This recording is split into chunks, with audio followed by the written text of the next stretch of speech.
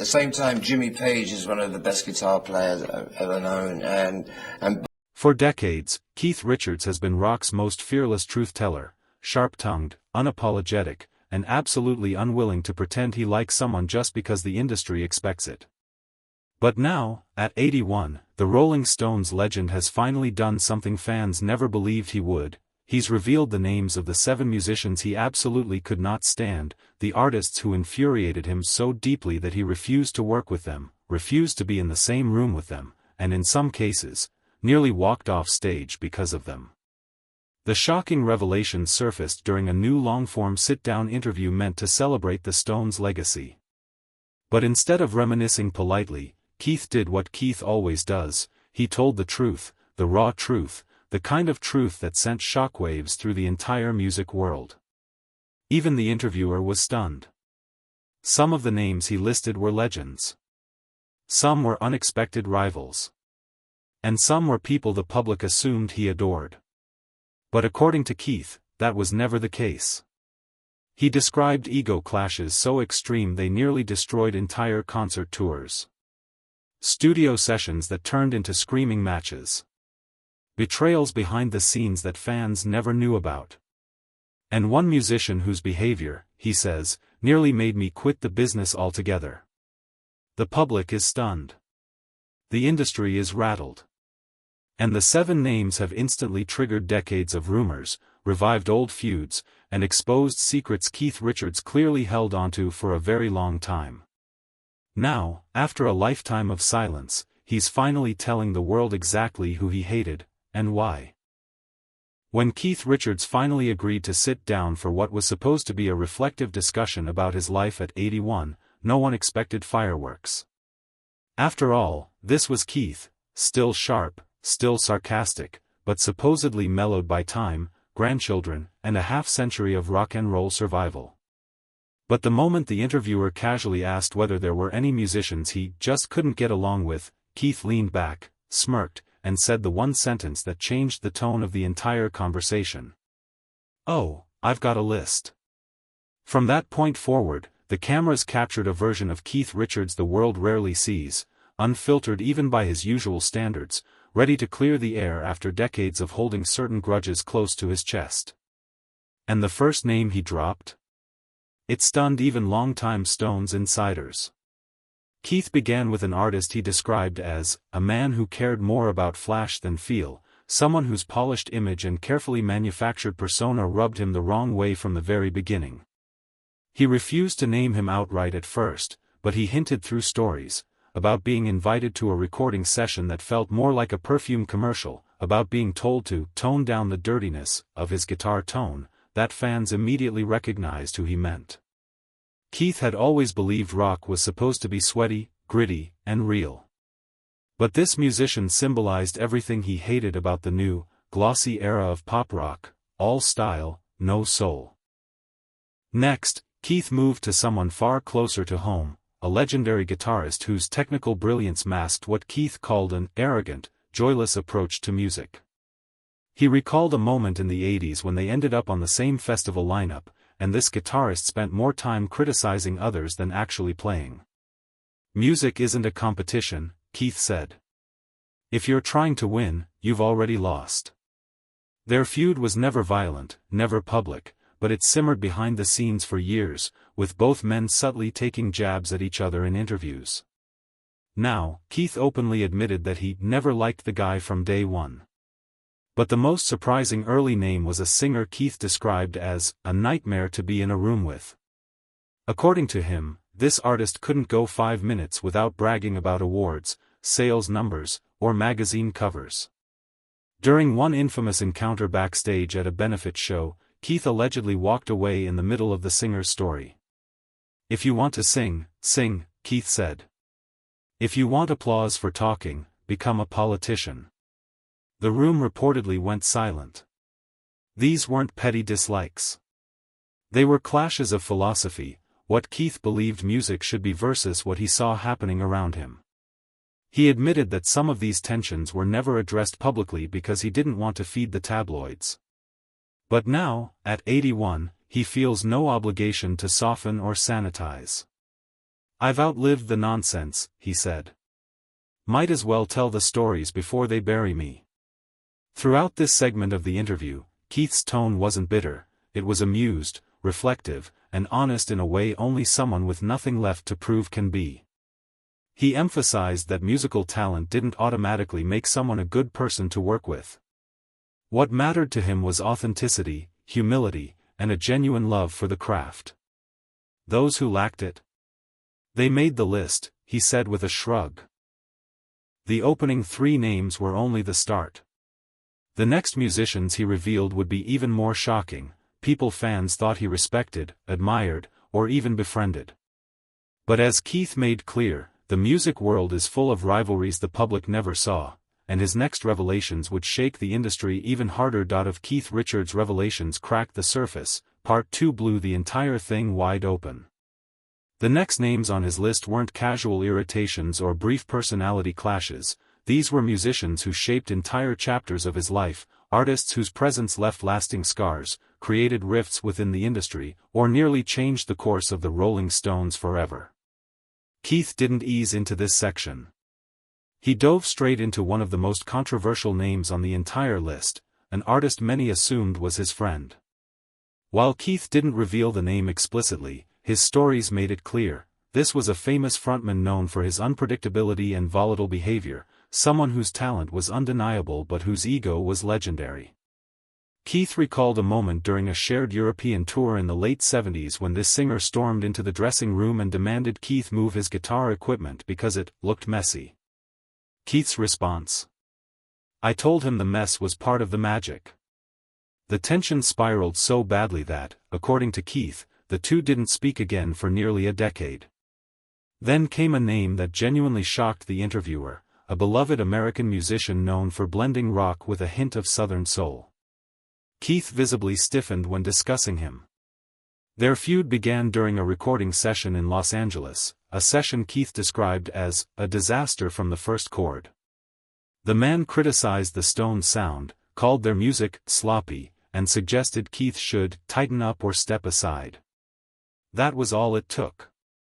Keith walked out and vowed never to share a studio with him again. What fans saw as mutual respect was, behind the scenes, barely concealed contempt.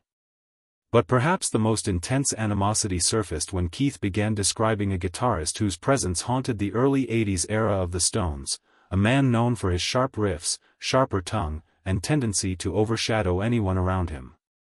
Keith said their conflict wasn't just musical but deeply personal.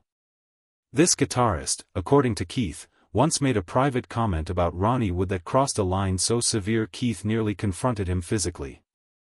"There are things you don't say," Keith growled. "Not about family. And Ron is family." That incident cemented a lifelong dislike, one Keith never expressed publicly until now. The interviewer, visibly surprised by the pattern, pointed out that all these musicians were undeniably talented. Keith didn't disagree. But he shrugged and said something that instantly went viral the moment the interview aired. "Talent's cheap. Character costs more." These middle names on Keith's list weren't selected because of jealousy, rivalry, or competition.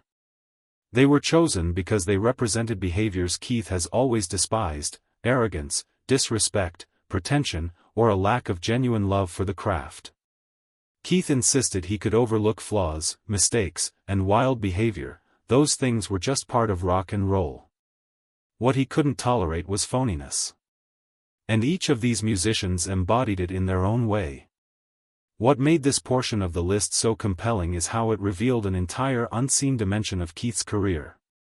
The public sees the Stones as a tight unit, immune to outside pressure.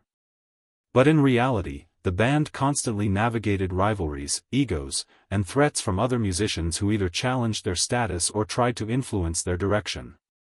Keith faced these tensions head-on, often acting as the silent protector of the band's identity. By the time Keith Richards reached the final names on his list, the atmosphere in the room had completely changed. The earlier stories, annoyances, clashes, bruised egos, felt almost light-hearted compared to what came next. Because the last musicians Keith revealed weren't people he simply disliked, they were people who left emotional marks, people he once trusted, admired, or even considered brothers, only to discover they weren't who he thought they were. Keith took a long breath before diving into the sixth name, and for the first time, he didn't crack a joke or grin his trademark crooked grin. Instead, he spoke quietly about a musician he had once idolized in his youth, an older bluesman whose influence shaped Keith's earliest guitar riffs. As a young player, Keith considered this man a hero, a living embodiment of the soul of rock and roll. But when they finally met in the mid-60s, the encounter didn't go the way Keith had imagined. According to him, the legendary musician dismissed Keith as another English kid trying to steal American music. The insult stung, but Keith brushed it off. Years later, however, when the Stones were invited to collaborate with him on a blues project, the man arrived late, berated the studio engineers, and publicly belittled Keith in front of the entire room. "He humiliated people for sport," Keith said. "And that broke something in me." Keith admitted he never listened to the man's music the same way again. Then came the final and most explosive name, the seventh musician. The one Keith said he hated the most. But the shocking part wasn't the hatred. It was who the musician was. This wasn't a rival. This wasn't an outsider. This was someone who had once been on track to join the Rolling Stones. Keith didn't say the name outright, but the details carved a very clear silhouette for those who knew the band's history, a guitarist who was briefly considered as a replacement during one of the Stones' darkest internal periods. At first, Keith liked him, admired him, even. They bonded over shared influences, traded riffs, and talked for hours about the future of rock music. There was a moment, Keith admitted, when he thought this young musician might actually help the band evolve. But everything changed during a secret rehearsal session. According to Keith, the musician arrived swaggering, full of bravado, acting as though he had already earned a place in the band. He criticized Charlie Watts' tempo. He suggested Mick tone down the theatrics. He told Keith his guitar tone was outdated. One by one, he insulted the very men who built the band he was hoping to join.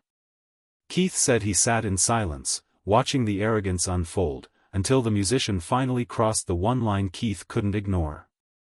He joked about replacing Ronnie Wood permanently. That, Keith said, was when the lights went out. Keith walked over, unplugged the man's guitar, and told him to leave the building. The audition was over. The relationship, whatever it had been, was dead. "What I hate most," Keith said slowly, "are people who think they've earned something they haven't bled for."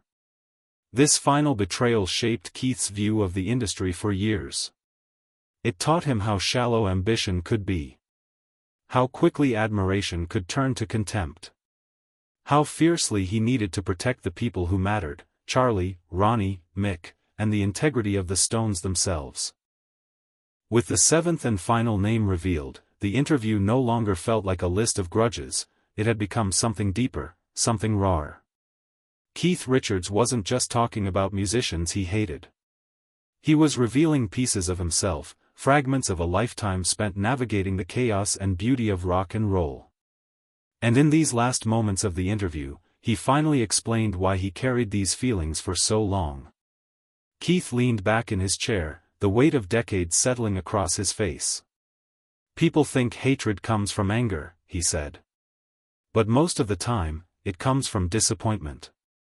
And with that sentence, everything clicked. The first names on the list, the flashy, the arrogant, the egotistical, represented everything Keith fought against from the moment he picked up a guitar. To him, music was never meant to be a spectacle built on image or marketing. It was supposed to come from the gut. "You can't fake soul," he muttered. Those early musicians didn't bother him because they were successful. Keith never cared about charts or awards. What bothered him was that they made music without heart. And for Keith, that was unforgivable. The middle names, the ones tied to feuds and clashes of ideology, came from Keith's fierce loyalty to the Stones and to the authenticity of the craft. He'd spent years watching trends rise and fall, watching artists chase popularity instead of passion. He saw how some musicians treated music like a competition, a ladder to climb, instead of a language meant to be shared. They were playing for the mirror, Keith said. We were playing for the music. That distinction shaped every decision he ever made. But the last names, the ones that truly seemed to hurt him, were tied to trust. Betrayal, Keith explained, wasn't something he handled lightly. The bluesman who humiliated him had crushed the innocence of a young musician who worshipped the genre. The guitarist who tried to slip into the Stones by disrespecting the band had violated the one rule Keith held sacred: loyalty. You protect your tribe, he said. You don't let anyone tear it apart. And the more Keith talked, the clearer it became that his list wasn't a catalogue of hatred, it was a map of the emotional landscape of his life. Each musician symbolized a lesson he learned the hard way. A moment when he had to defend what he cared about. A reminder that surviving in the music industry required both toughness and a deep sense of who you are. The interviewer asked if Keith regretted sharing the list. For the first time since the interview began, Keith paused. Then he shook his head. I'm 81, he said with a grin. If I don't say it now, I never will. But then he added something unexpected, something that reframed the entire conversation. Hate doesn't last forever, he said softly. But the truth does. Keith admitted that, over time, he'd let go of most of the anger he once felt. Age had a way of shrinking the things that once seemed massive. He no longer cared about petty disputes or bruised egos. What remained were the stories, the lessons, the warnings, the memories of a life lived loudly, fearlessly, unapologetically. You can't spend your life angry, he said. But you should remember who taught you what. In the final moments of the interview, Keith talked not about the musicians he disliked, but about the ones he loved, the ones who stood by him, inspired him, challenged him, and reminded him why music mattered in the first place. Charlie. Ronnie. Mick. The brothers who survived the madness with him. And then, with a slow smile, he ended the interview with one last line, simple, sharp, and unmistakably Keith Richards. In the end, the music outlives the hate.